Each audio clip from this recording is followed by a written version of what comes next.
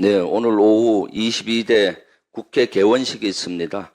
그런데 윤 대통령은 불참한다고 합니다. 87년 민주화 이후에 대통령이 불참한 것은 처음 있는 일입니다. 이는 명백히 국회를 무시하는 것이고 국민을 무시하는 처사입니다. 아주 매우 유감스럽습니다. 최근 일본 방위당국이 한미일 협력을 빌미로 독도 영유권 주장을 강화하고 있습니다. 매우 우려스럽습니다. 일본 방위성은 최근 국방부에 독도 방어 훈련을 일절하지 말 것을 강력하게 요구한 것으로 전해졌습니다. 독도 방어 훈련 시행 다음 날인 지난 8월 22일 주일 국방부관을 통해 전달됐다고 합니다.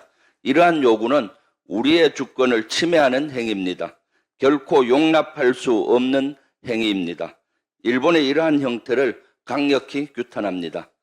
한일 관계 개선을 넘어 숭일에 가까운 태도를 취하고 있는 윤석열 정부의 각별한 노력에도 불구하고 일본은 이처럼 우리 독도에 대한 영토적 야심을 계속 드러내고 있습니다. 앞서 일본 방위성은 2024년판 방위백서와 어린이용 방위백서의 독도와 동해를 다케시마와 일본해로 표기했습니다. 일본 기상청도 지난주 8월 30일 자국 내 태풍특보 지역을 알릴 때 독도를 포함시켰습니다. 이런 사항에서 내년 국제 관함식에 우길기 형상의 자위대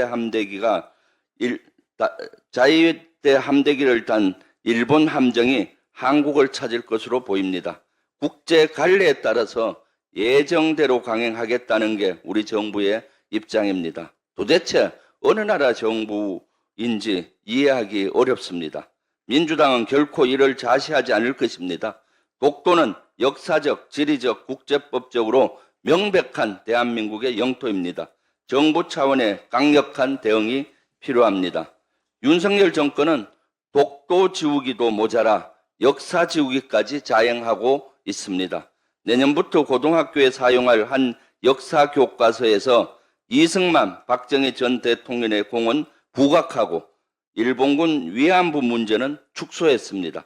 예를 들어 이승만 전 대통령이 1946년 남한 단독 정부를 주장한 이른바 정읍 발언을 수록했습니다.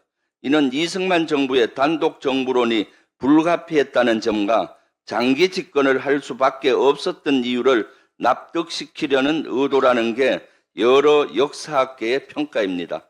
그러면서 이승만 전 대통령의 독립운동 자금 유용이나 대미 위임 통치 건의 논란은 기술하지 않았습니다.